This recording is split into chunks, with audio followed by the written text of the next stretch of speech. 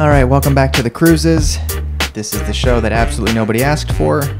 Today we're going to give you a little glimpse into my experience on Grey's Anatomy. I worked on season 17? Season 17. I don't know. I don't episode 13. It was called Good. I don't watch it either. It was called Good as Hell. And if you didn't check it out, didn't see it, of course, I don't blame you. Probably not, but here are some of the scenes that I worked on. Okay, Felix, and how's your range of motion been? Still stiff when I throw. I thought I'd be back to pitch this fall. Hey, Teddy hasn't returned my calls. Have you talked to anyone from the hospital? Because, sorry, it's just I had a dream about Mirror. I'm going. Sorry, Felix. You know, it's still early days. You're only 4 months post-surgery, and it was a decent-sized tear. This is his last season to get scouted by a D1 school. Huh. Why are you still here? Right. I'm gone. Yeah, Felix, it's gonna take a little bit more patience. It's gonna be I'm so sorry. Felix, is it, are you right-handed? Yeah? Amelia. I know this is weird. I'm a surgeon too, and I just wanted to check one thing with you. Have you noticed that your left arm feels stronger than your right arm recently? I guess so, kinda. Why? What the hell?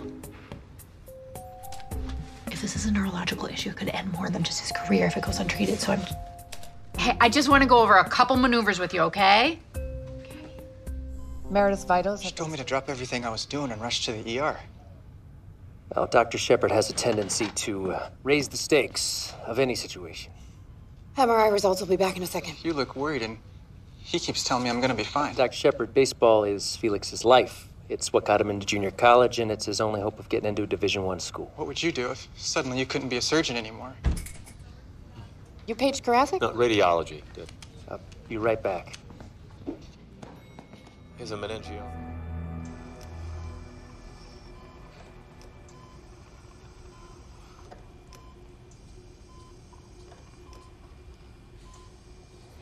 You got it?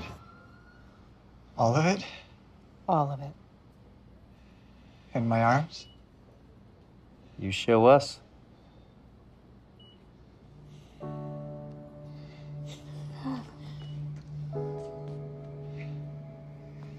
right, you get some rest.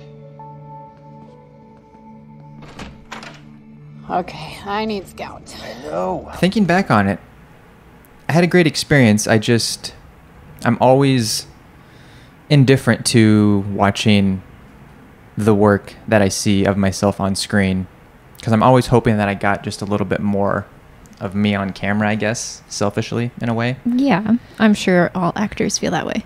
I just envision how this. You don't want to just hear your voice; you want to see your face on the screen. Yes, and I want is like just as much screen time as possible. And when you don't see it, it's not like a vanity thing. It's just more like I become self-conscious that I'm not on camera more because maybe my performance was bad in that scene, or maybe it was a take that they just had to roll with and it wasn't great, but that's all they did. And then also the scene when I'm working with Katarina in the ER and working with the character Link, I'm forgetting his real name. They cut it a little bit. Both of my lines and Katarina's lines were cut short. Mm-hmm. And again, I'm a bit self-conscious. But that just goes to show they even cut her lines. So like it just is for a variety of reasons, and you're just always in your head about it. And I'm sure it's fine. They booked you for a reason. I know, but I wish it was different. I think that's your number one thought or whatever about it. But I think you also always kind of look forward to having that footage to like pitch yourself on. Yes. The next gig. So like when you're not on camera, you can't use that footage really. That's another big thing where it's like, I don't know if any of these scenes will serve my demo reel. Mm-hmm. I don't think they add too much. There's not a whole lot of range. That scene where I'm on the recovery table after the surgery and everything was well, we shot that scene for, I don't know, maybe 20 minutes. Like we did several takes, it only took 15 seconds on the show, but we did it and it was supposed to be like super emotional, and we did several takes where I even had tears in my eyes. And he wanted, the director, Michael Watkins, was like, we did a couple takes and he came up to me and he was like, I'm not telling you have to cry, but pretend that you just lost your dog. Okay, let's go back to it, back to one.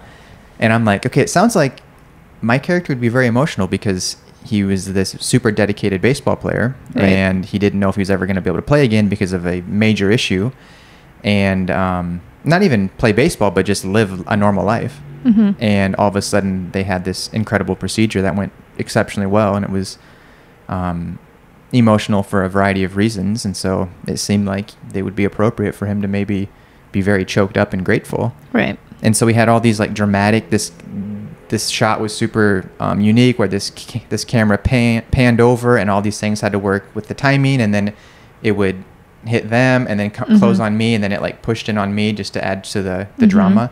And then when you see it on TV, it's like 6 seconds, and he's like, "Oh, maybe he was happy. I don't know," and grins, and then it's next to the commercial break or whatever. It could have just been a timing thing. Just didn't have time for it to really play out like that, or maybe you just weren't that good at it, and it's okay. That's the thing too. On that scene, I knew I was good. I was like, I feel really great about all of everything I did on that one.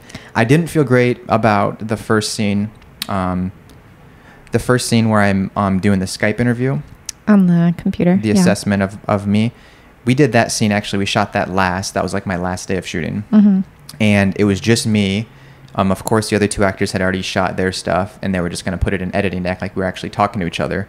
And I was just looking at a computer screen, trying to pretend that I'm talking to them. And then at first, they were like throwing me lines to try and bounce off their lines. And then eventually, they got footage from their stuff. And then they were kind of just trying to time it out. So I had that going on, which is not that easy to work with. Right. And then he was like, pretend to open up the water bottle, but it hurts you because it's painful. But then make sure you can see the water bottle in the shot. And they're actually recording me from the device. So there was just like a whole bunch of variables. So I'm trying to think, I'm like, oh, do I look like I'm weak here? Hope not. And then I had to switch hands. And then he was like, do it again. But this take, make sure your mouth isn't open so much. And I'm like, what? My mouth's open? I didn't know. I've never had that note. But I think actually I have noticed myself do that at times. So I've noticed you do it. Do it. For whatever reason, that was... so I just didn't feel great about that scene. And then when you watch it, I'm like, geez, you see myself for like 4 seconds. I thought it was going to be really about this emotional arc of my character and how it was going to introduce me and be heavily invested in my story throughout the episode. But it was very much about the two leads. Yeah. Which it should be. It makes sense. Nobody cares about you on the show. I know. The true fans. I know. And that's how it probably should be. Also, I don't watch the show, so I didn't. Yeah. Really. But also, I mean, the director is probably just trying to get every possible shot he can think of to give them stuff to work with once they're editing. Because, like, what if they're editing and they're like, oh, it'd be really great to have this shot, but we don't have it. You know what I mean? Yes. So just because you're shooting it, maybe it doesn't mean, like... Yeah, they have to get a ton of coverage. Yeah. You're correct. But then again, I just had this envision of what you wanted it to be like on TV, and then it's not quite that. But ultimately, your vision is probably different than my vision matters. Whoever has the final call. Yeah, mine is very low on the totem pole. Yes. Yeah. Of course, I'm very low on the call sheet. No one cares about my opinion. It's just, again, I think it's just my own insecurities of, well, did I not do a great job for it to have more airtime? Because if you remember on Criminal Minds, that was even billed as a co-star. I was supposed to have less responsibility. I got paid less money, but my character was heavily featured. You know, I thought there was. Sorry, I had to yawn. Yeah, I would bore. My career is quite boring. Yes, but you know what I mean. Yeah. Then I was like, oh, cool. They actually had a lot of my character involved in that. But maybe it's just a completely different show too. It's the pace of the show. Maybe I think there's far more characters on actor Grey's. Life, babe. I know. Each job is different. I know. That's not to say that I'm not grateful for the work. It was an incredible experience. Everybody that I worked with was exceptionally kind. Everyone was talented, of course. Everyone is, on the production side, are veterans. They've been in the game forever. They've been doing this Grey's Anatomy machine for years on end, and it's been a success. So it was cool to be a part of that project. Also, it was kind of a unique season because they didn't know if it was going to be renewed because Ellen Pompeo's contract was up in the air for a number of reasons. But yeah, it was a blessing. I had a great experience on the days that I worked. Aside from all that, what was your hardest scene to film? I think just the scene that I mentioned about doing the Skype thing, it was it was not organic at all. And it was everything was mechanical. So you just had to, it was mostly technical to make sure they got what they needed and that it made sense. You weren't really getting into your emotions. You're just like, make sure you hit everything right. So for me, I think you could probably say, okay, that was your difficult, but I think you had a more uncomfortable scene than that one. Oh, shoot. When you're laying on the... Yeah, that was when I'm laying face down on the operating table. You don't have any lines, but no, and that your body's there. And that was my first day on set. That was the first scene we shot with me. And actually, it was a good scene for my introduction to everybody because you're dealing with a little bit of nerves, at least I am. And you walk into the set that's extremely elaborate, and there's tons of people and moving parts, and you're like, holy crap, this is a big deal.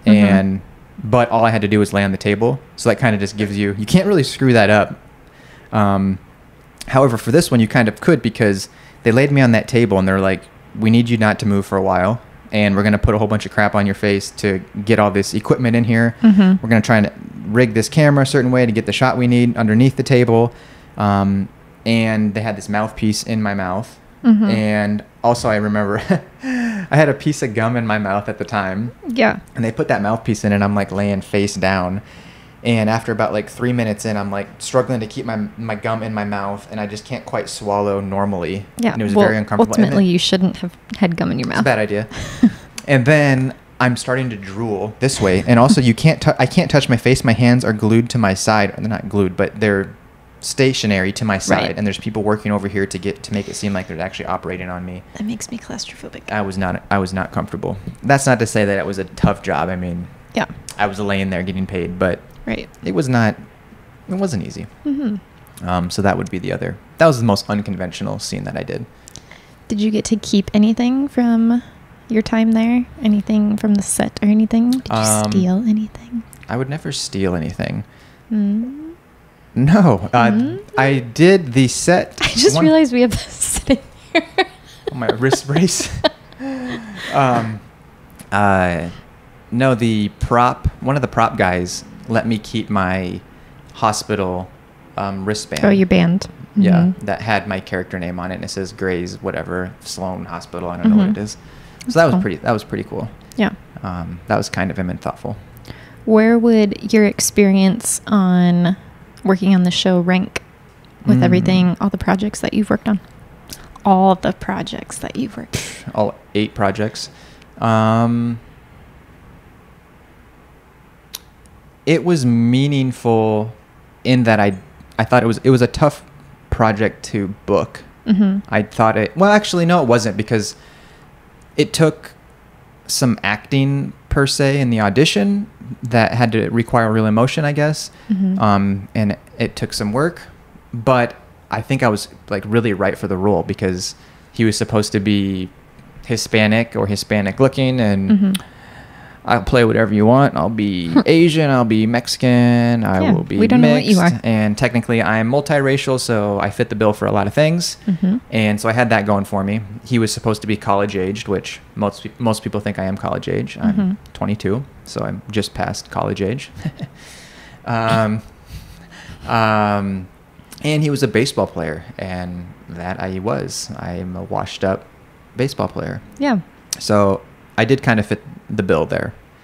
But where it ranked overall, it was my first, I think it was just one of the longest running shows that I've ever been a part of. So that was just cool to be a part of this little legacy, I guess. But I guess what I'm asking is like, joy. When you had fun. That's a good question. On a project. That's a better question.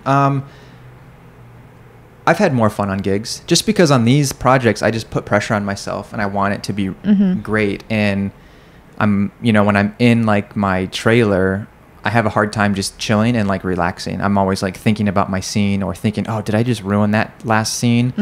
Was I weird when I talked to Link my first time when I met him? And was I a dork? So I'm just up in my head. So I can't just like me and my social anxiety. Well, yeah, it is definitely that type of similarity. So it's hard to have fun in a traditional sense. Right.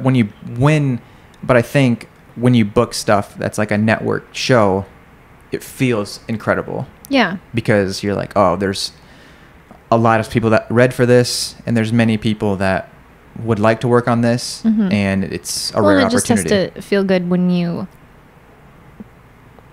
not to like blow your head up or whatever, but like when you tell people that like you booked this, there has to be some element of like Yes. feeling nice about that because it's a show they're going to recognize. Yeah, that's true. As opposed to like Yeah, it has some validity. some other project. Yeah, it has some embeds. I've done embeds. I can go down my resume of stuff that no one wants to watch, and no one's Be careful. Yeah, it has validity. It looks good on your resume. It's a syndicated show. Yeah.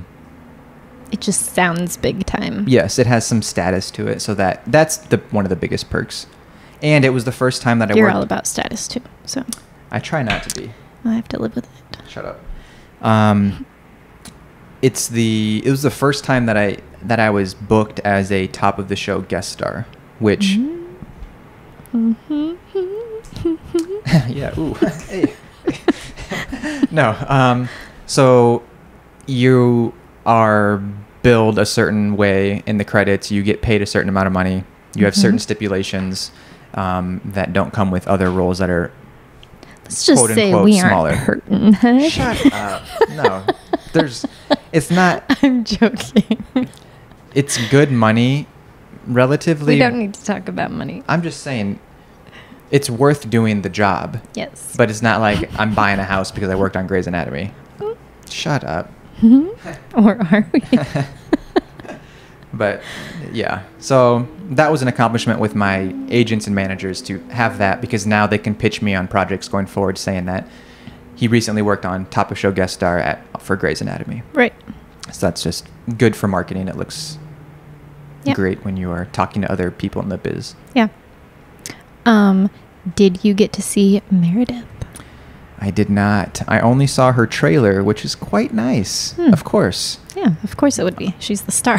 Yeah, I have a trailer that was split in half, which is still nice. Like, yeah, that's another thing. Top of show guest stars and typically guest shows. Actually, I had a full trailer. I had a full length trailer, which is rare. Usually don't have that. And you didn't know what to do with it. No, it was way too much space. But sometimes you get a trailer. If you're billed lower, you have a trailer that's split into like fourths, where you're in a tiny room. And our old apartment. Yeah, basically. Or you're getting split into halves. I think my trailer on Criminal Minds was split in half, which is still nice. But Ellen had a full trailer, of course. And then she had like a little cool outside seating area with like a little fire pit and some like bougie chairs and pillows, and it had her name on it. And you walked by it every time you like had to leave the little area of trailers. But she deserves it. Yeah, for sure.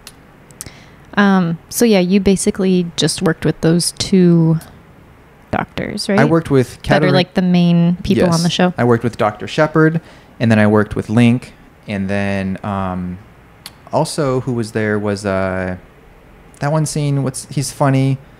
Oh, I'm trying to find him. I told you I don't watch. What's his name? Greg Gurman. He was. Oh, sure. Shut up. Yeah. Greg. I'll put a picture of Greg. Dr. Tom Karasik. Okay. He actually was interesting. He really kind of controlled the room. He really kept everyone on their toes. He really was the tried to control it, or he just has that type of personality that like everybody pays attention to him. Yeah, that. Yeah. It was all graceful and very kind and professional. But he's just good at what he does, and he's funny, and he's like quirky, and he's always throwing out one-liners and gets people to laugh. And when you have somebody like that, you just have to be on your toes. Yeah. You meet me and it's going to be pretty predictable. I'm going to say, hey, how you doing? My name is Mike. Right. Well, I was going to say how he is like how you are with family. Yes. But in a business setting, you're very much not like that. I'm very the Midwestern Iowa guy that comes in there and you pretty straight-laced, of course. I'm not going to look you in the eyes. No, I look. That's actually the opposite. I meant that you're not worthy to look them in the eyes. Oh yeah, that I usually get on one knee and kiss their hands. Hello, sir. Chris Carmack, a pleasure. Yeah, but Greg was very much like the funny guy. He would chime in when we were doing like rehearsal stuff and definitely give his opinion on the scene, even for other characters and stuff. He just he's very well rounded. He's done a lot of work and it was evident. Yeah, I hit it off well with Chris Carmack. We talked a lot about life. And didn't you talk about babies? Yeah, because he has kids as well. I think he has one. I think they had one. But he grew up as an athlete. So we had that going, and Harlow was young at the time, and he was like, just sounded proud, and he was giving me cool advice and insight. And he was very friendly in between takes and stuff. Katarina was super friendly as well. She made a point to thank me and tell me good job and stuff after the day, working with her. She was very much never taking herself too seriously, on the opposite of me, which I think gave her the gift of just being free when we're shooting and not being so much in her head. But of course she's much more comfortable on the set being around those people all the time. Yes, but she didn't, I mean, and this isn't an insult at all, because everyone is like this, but she didn't fully know her lines. But I think in some regards, it's when you're like me and I'm in the trailer, like trying to make sure my lines are perfect. And you know, I'm not always like that, but I have that tendency to want to be like that, where these people can just show up uninhibited. And then when they start filming, they're free spirited and spontaneous, and that adds to their performance, you know? And so she very much had that quality in between takes and was always making jokes. Or sometimes I'm like trying to be dialed in, like, whoa, my arm's really injured. I can't be, you know, you got to I try to stay in that moment, but also I'm very low on the totem pole. So I'm never going to be the one to speak up and take control or, you know, try and steal the spotlight in any way, because I got to just stay in my lane. I'm a day player and let everyone else enjoy, because I'm basically like a guest on their show. So hence guest star, you are kind of, they're hosting a party and you are there they for were one. welcoming you to their home. Yes, you're there for a night or a few nights. And so just go with the flow. Yeah. And do not outshine the master. Yeah. You know. Yeah.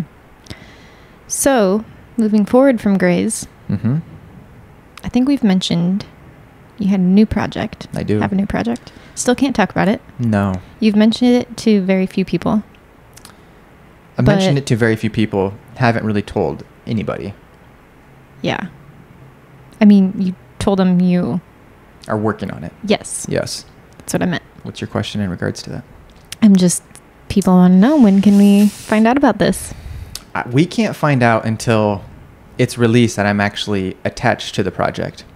Once the gods that are involved with this project maybe release it to the media, or I'm attached to it on IMDb,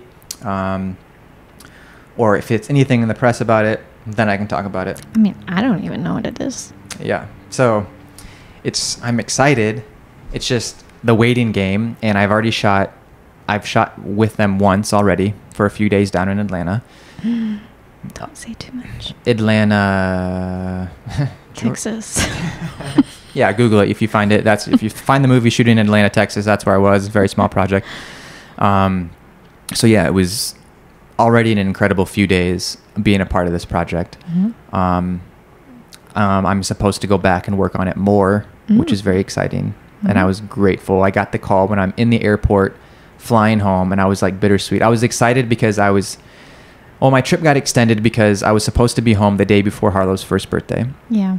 And when I'm working on the job, I get an email. They're like, hey, we're going to need you on Monday as well. You're not going to fly back until Tuesday. I'm like, awesome, but gotta call the wife. Poor baby. And I was like, I didn't tell you right away either. I'm like, I got to wait till it's the right time to tell Kara, because I knew you're going to be heartbroken.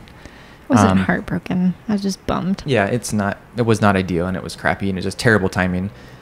So then my trip got extended a day, and then I was flying home, and when you leave those jobs, even like on Grays, you're like, it's so bittersweet, because you're like, I had this incredible experience. I want to work on this show all the time, because you worked with some great people, and you had fun, and you're getting paid to do what we moved out here to do. Right. And then your time's up, and you're like, I may never see these people again. Yeah. And you may never even see your footage. You're like, I hope I make the cut. And that's how I felt about this project that I just worked on. It would be very incredible if they cut out my scenes, but who knows what could happen, and there's a million of things that could happen. I mean, you say that all the time, and it hasn't happened yet. Hasn't yet, but who knows? You never know. So I was just bumming, kind of. I was excited to come home, but I was a little bummed. Like, I want this to last forever. You're working on a freaking movie. I still remember how this phone call went. Oh yeah, what did I say?